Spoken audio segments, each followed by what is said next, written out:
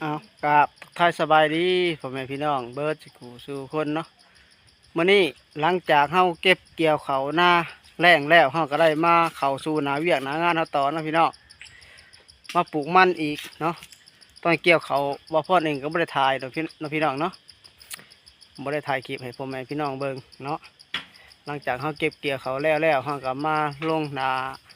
เวียกหน้างานเฮาต่ออีกเนาะ เขามาปลูกมันอีกพี่น้องเอ้ยเพราะว่ามันเท่ากับปลูกไปสุดก่อนหันมันตายร้ายพี่น้องปลูกจะสุดก่อนนะปลูกไปก่อนมันตายร้ายพอสมควรผู้เนาะตายเบิดมันบอกพี่น้องตายเหลือแต่ต้นเนาะเพราะว่าอันมันแดดเมื่อกี้นี่เนาะมันตายร้ายบ้านนี้เอาเก็บเกี่ยวเขาแล้วห้องกัดมาปลูกไม้อีกพี่น้องแกรับมันออกมาห้างกระปลูกมืดแล้ว2 สอบเนาะตอนบ่ายๆนี่แหละมันนี่ก็มากัน2 คนอีกคือเก่าเลยพี่น้องเอ้ยเก็บเกี่ยวเขาหน้าแรงแล้วกับบ่ได้อยู่บ่ได้เศร้านะพี่น้องเข้าสู่หน้าเวียกหน้างานเขาต่ออีกตอนนี้ท้องฟ้ามืดครึ้มอยู่เนาะมันตกเมื่อวานนี่มันตกแห้งพี่น้องเอ้ยไปจับอึ่งกับบ่ได้อึ่งตัวเดียวตอนนี้มันก็กินเข่าเนาะ3 โมงนะพี่น้องกินเข่าเพลนเนาะทุกกินข้าวนี่ด้วยบ่นี่กำลังกินเข่านั่งกินข้าวนี่เลยเตียงมีบุมักตอนนี้กำลังจะกินเข่าเนาะเฮ้ยมูของคุณป้าโทษหมดกินเข่ารับชีดพี่น้องตอนนี้อยู่รถไทยท่านนี่แหละไม่ได้ถ่ายคลิปหลายมื้อเลยเนาะหลายมื้อหลายวันยังไม่ได้ถ่ายคลิปโอ้กินข้าวกินกับลาบชีปงใส่โป้หมดลายดีเหรอหมดแดงไผ่พี่น้องเอ้ยโอ้จะเป็นหมื่นเลยวะก็ต่ำอยู่กินอยู่ใต้หัวมวงนั่นแหละพี่น้องผมเย็นๆเนาะมาปลูกมันมาพี่น้องกินข้าวร่วมกันเนาะออกมากัน2 คนวันนี้กินอยู่ข้างรถไทยเขานี่แหละเอาหลังจากกินข้าวแล้วห้องสิไปปลูกมันต่ออีกพี่น้องเลยแบ่งมันไปปลูกอีกเนาะเพราะว่าข้าวทำแล้วน้ำคำเลยไปชิบะเล่หรอกพี่น้องเพื่อจิตัดตัวนี้อีกเนาะยังมันสอบหนึ่งเนาะโอ้หนักปลูกมันต่ออีกพี่น้องเลยหลังจากกินข้าวแล้วเนาะไม่ได้ลงคลิปเป็นเดือนนะพี่น้องเอ้ยเย็นมื้อนี้บรรยากาศเนาะอยู่ไฮอยู่สวนเฮามาปลูกต้นมันตายพี่น้องเอ้ยมาปลูกลำต้นมันตายเนาะเพราะว่าปลูกชุดก่อนนะมันตายบัดเนี่ยแล้วก็มาปลูกใหม่อีกเอานะ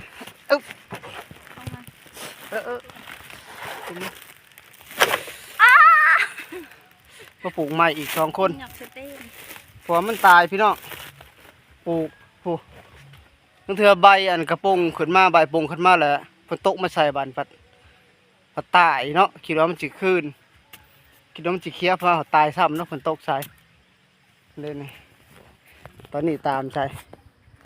เรามีเป็นผักปลูกนี่เนาะมันตายเบิดแถวนี่จะบิดว่ามันเคี้ยวคือแบบนี้เนาะใบปงขึ้นไปนี่ใบนี้ฝนตกมาใส่ปัดตายเบิดซ้ำฮะแกงหน่อไม้น้ำพริกเด็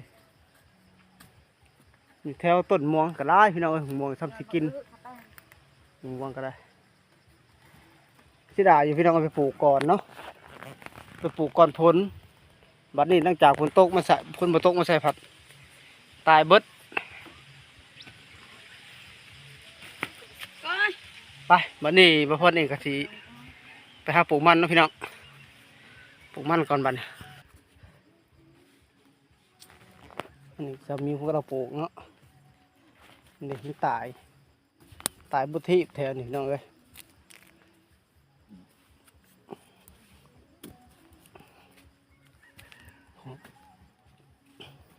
ตัวนี้ยังใครยืนยังคืนตัวนี้นี่แต่เขียนต้นหัวงามได้มันเขียวตัวนี้หัวงามนี่หัวมันคัก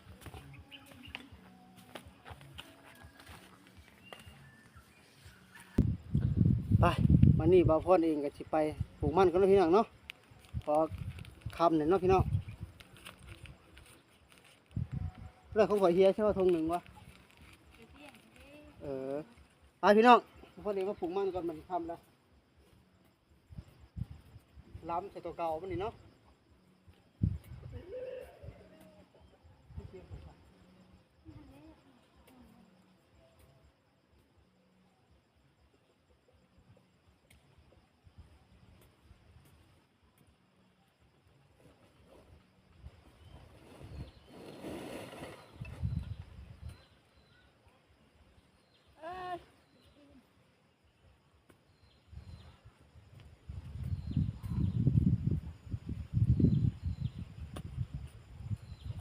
ที่ด่าอยู่ตัวนี้อ่ะ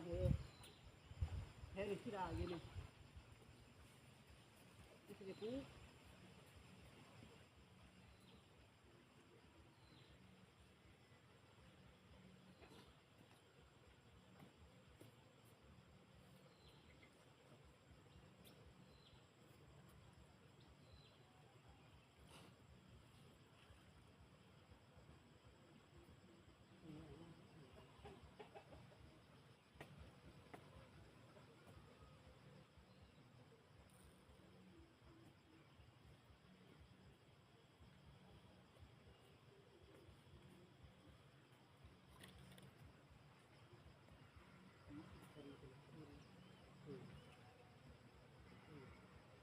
เลยคนละตัว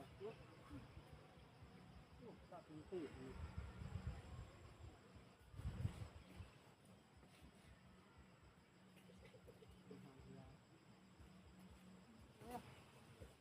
ต้องขาบ่อนเป็นเงินบุญ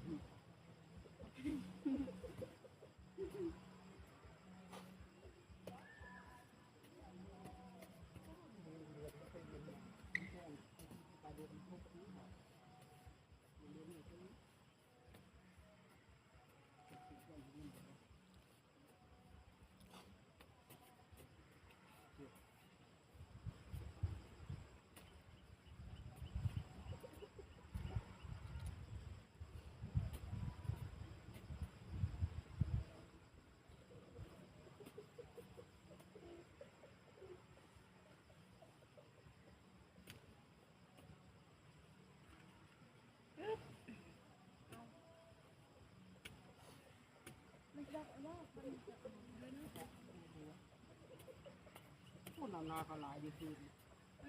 มาใส่ปอไม่น่าว่าช้อนบุกหรือไฟทีสวรรค์ปะ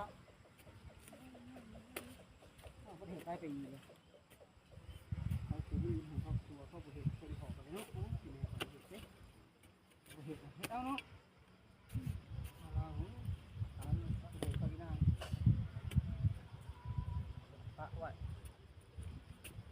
อยู่ไก่ดูตัวนั้นปะอยู่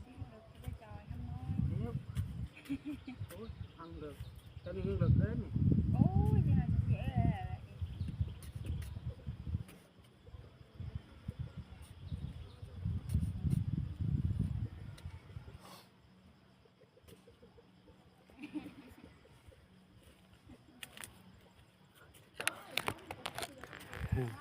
ปลูกมันก็เบิดลำมันพี่น้องบ้านนี้ก็สิได้ไปตัดลำมันต่ออีกเนาะพี่น้องเนาะ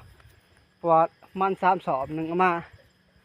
เพราะว่ามัน3 สอบหนึ่งเอามาปลูกเนาะพี่น้องเลยแถวนี้หันปลูกเบิดก็ตายพี่น้องเอ้ยใบมันโป่งแล้วก็มันเหี่ยวขึ้นมาเลย